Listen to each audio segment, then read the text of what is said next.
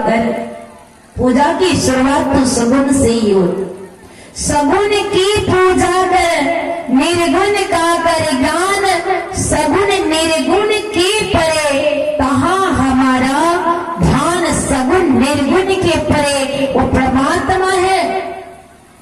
पर जब तक सगुण साकार में रहेंगे तब तक हम आप भ्रमित रहेंगे। सूरदास जी महाराज हम आपके जैसे एक साधारण महात्मा थे। उन्हें भक्तों ने बुलाया, प्रवचन करने के लिए चले गए। सुबह का समय था। प्रवचन करते करते करते समय ज्यादा अधिक कर दिया। सत्संगी लोग छटपटाने लगे पंडाल में और उठ उठ करके अपना घर का रास्ता पकड़ ली। आप लोगों के मन में होता होगा कि समारखंड के इस सत्संग पंडाल के पास केवल अगल बगल के ही लोग बैठे हैं, सो बात नहीं है। इस सत्संग पंडाल में देवी देवताओं का भी पदार्पण हुआ, संत महापुरुषों का भी पदार्पण हुआ।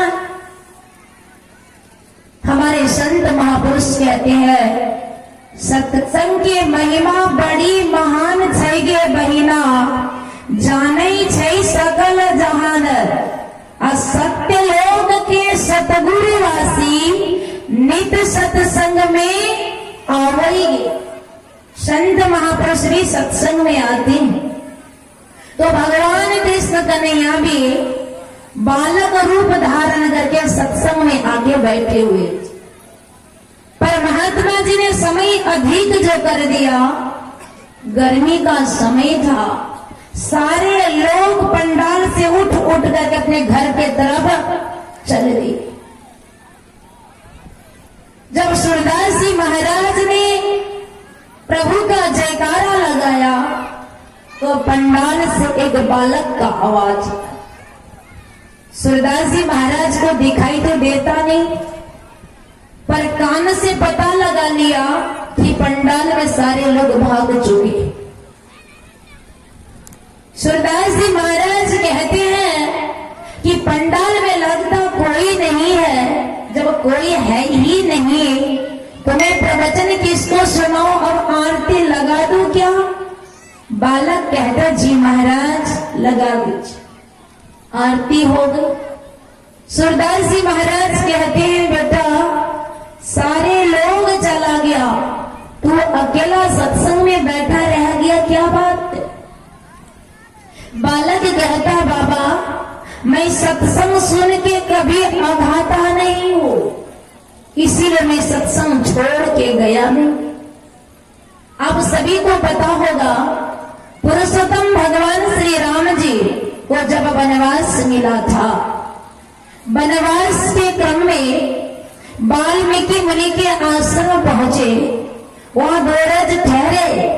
जब वहां से विदा होने लगे तो पुरुषोत्तम श्री राम जी वाल्मीकि मुनि से कहते हैं हे मुनिवर मुझे कोई ऐसा जगह बताइए जहाँ कोई नहीं रहता हो, ताकि मैं कुटिया बना के वहां रह सकूं। वाल्मीकि मुनि ब्रह्म ऋषि थे। वाल्मीकि मुनि ने पूछा पूछो मोहि की राहु कहाँ, मैं पूछत सकूं जाऊं। आप मुझसे पूछते हैं प्रभु, पर मैं ही आपको पूछने में शर्माता हूँ। आप ही बता दीजिए कि आप इस संसार में कहाँ नहीं है। जिस जगह आप नहीं है उस जगह में आपको रहने के लिए बता दूंगा। तो भगवान कहाँ नहीं है? भगवान मौन हो जाते हैं। वाल्मीकि मुनि कहते हैं आप रहने के लिए जगह मांगे हैं तो सुनिए प्रभु।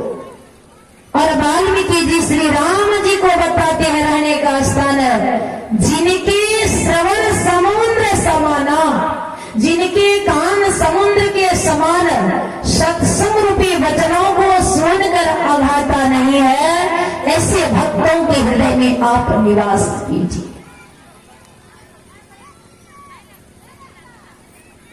सूरदास जी महाराज ने पूछा कि बाबू चले गए तो बैठा रह गया।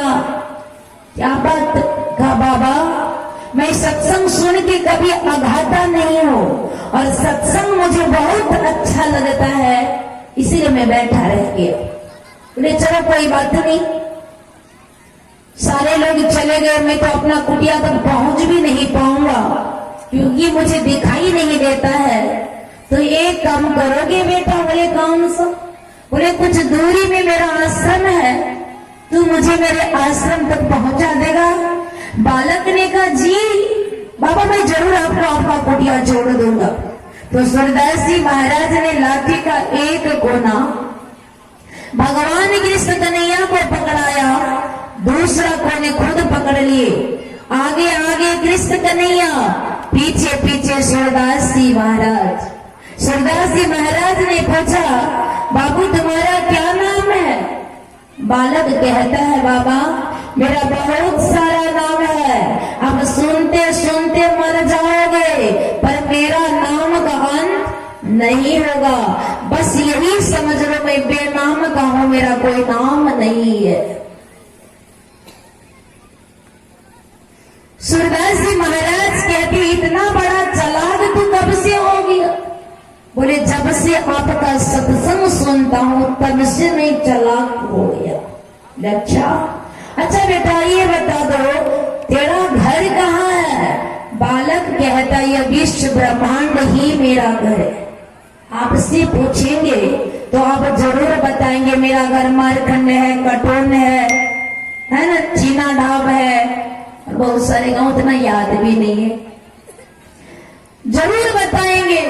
पर ये बालक क्या कहता है? विश्व ब्रह्मांड ही मेरा घर है। बोले अरे तू तो बहुत चालाक निकल गया।